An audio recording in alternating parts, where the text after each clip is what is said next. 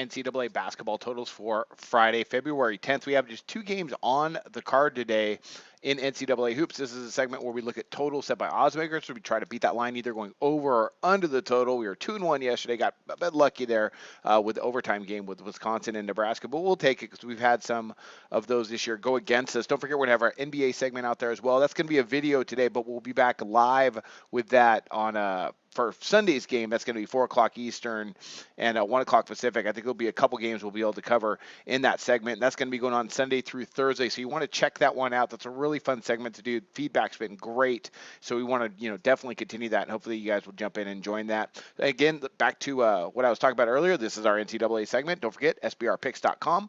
Sportsbook review, Facebook page, YouTube channel, sign up bonuses, all there for you. Sportsbook review, you got to check it out. We got 2 games today we are going to check out in NCAA hoops. Let's break them down. First one we got, Oakland and Detroit. Big total here. 164 set by odds makers. But I'm going over. I'm going to go over. Now, of course, this is a really high total, and that's kind of been, the way it is this year with NCAA and the NBA, where we've just seen totals that we have not seen maybe since ever. I mean, consistent high totals. But I really think they get there. When you look at the last time they matched up, Detroit shocked Oakland in Oakland. And I'm sure Coach Campy wasn't too happy about that. A little bit of a tough loss for them, but Oakland's starting to come around and play some pretty good basketball recently, and this is a really good Oakland team that can really score. And I think on the road now, they've won 3 in a row. I think they're going to be able to put some points against a Detroit team that really likes to push tempo. When we look at the last time they matched up, well, first let's talk about the number here. That 164. It's high, but we've seen high totals with Detroit and Oakland in the past. 2 games before, they had a 182. Prior to that, they had a 179. The last matchup where they went way over was 154, and oddsmakers did not mess around. They boosted that up 10 points to what we have today at 164. But it makes sense. We look at that last game. I think that's what we're going to see today, more of the same. But I think Oakland actually is probably going to win this one.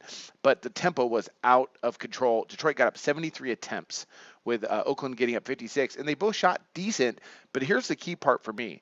They both shot, Detroit shot 46.6%, but they got up 73 attempts. That's a lot. Oakland, 48%. At home, that's about right. But three-point shooting was terrible. Detroit shot 15% from beyond the arc. Oakland just 23%. So those aren't great numbers, yet they still got to a really high total here of 181 points. So I think we're going to see more of that tempo, and if those shots can drop, at a decent rate, we should be able to get over that 164. So I'm going to take a shot here on the over in what should be a really entertaining game, in which I do expect Oakland, though, to win this matchup here. So I'm going back over the total with Oakland and Detroit. 2 fast tempo teams, I don't want to say 2 decent teams, because Detroit's not that great. But offensively, they could score. They could put up points in a hurry. I mean, we look at Detroit. I mean, let's look at them, just our last several games here. As my internet's starting to bug out on me. But we look at them, last game against Youngstown State, they put up 90. Prior to that, they put up 73. They allowed 90 as well against Cleveland State, who's more of a defensive team. Then they put 93 up against Green Bay. They put up just 69 against Milwaukee, kind of a slower tempo team. Then against Northern Kentucky, 87 points. They allowed 101. So they put up points and they allow points. I think Oakland's going to have a field day. I think they're going to score a lot of points against this Detroit team. So look for this one to get over that 164.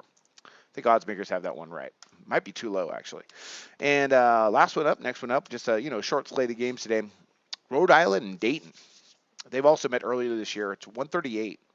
And I'm going to go back under this total. This is going to be a good matchup here. 2 good teams. Last time they matched up, we had a 67-64 final with Dayton winning. But when we start to break down that matchup, again, like I did with that, let's talk about that number real quick. So Rhode Island, Dayton, they're in that A10. It's a pretty good conference. The totals, oddsmakers have said this 138 is actually pretty high when we look at like their last 7 or 8 games. Last time they matched up, 137.5, and they went under the total, of course, 67-64. But oddsmakers didn't change the line so much, 138, but I still don't think they get there. Normally, I would go the other way, but I really respect these 2 defenses, and I'll tell you more what I'm talking about. We look at them defensively. Dayton kind of plays Miller, like his brother, they play like that pack line defense. That could be really tough to score against, and Rhode Island has been the best defensive team for the most part. Well, arguably the best defensive team in the A-10 the last few seasons. Right now, Rhode Island, they're allowing 66 points per game. Dayton, 64.1. They ranked 26th in the country in scoring defense. It's a good Dayton defense there. Also, Dayton, they're allowing just 22.2 field goals made per game. That ranks 24th in the country. Rhode Island, they're actually better, allowing just 22 field goals made per game. That ranks 17th. So two good defenses. Yeah, pretty good offensive numbers. Shooting percentages are not bad, hovering around 46% from the floor for both teams. However, I think the defenses are going to step up. And finally, the last key point for me was in that last matchup, the tempo. First of all, they both shot at a decent rate, 44, 46%. Three-point shooting, though, was out of character for them, with Rhode Island shooting almost 48% from distance. And, Dayton, they shot about 33%. On the season, Dayton is shooting, 37%. So I imagine that might increase a little bit today to go back to their normal percentages. But this game's at Rhode Island. So, that might be actually a little bit of a stretch now that I, come around and think about that just for a second more. At the end of the day, though, this is really what I wanted to hammer home here. No matter how much my thoughts, betray me and as I'm trying to do this segment, because I'm thinking about so much in these matchups. The pace. Rhode Island got up 50 attempts in that last matchup.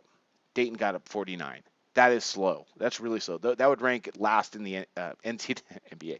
That would rank last in NCAA basketball. So I think that's what we're going to see, a slow tempo game, a grind-out defensive affair. If they shoot at a very high rate, well, it's going to go over, but I don't think it's going to. So I'm going to go in back under this total.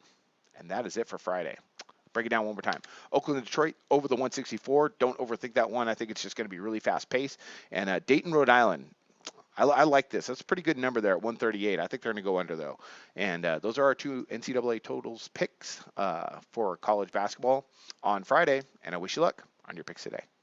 Go to SBRodds.com. Browse, compare, and shop live odds available at top online sportsbooks.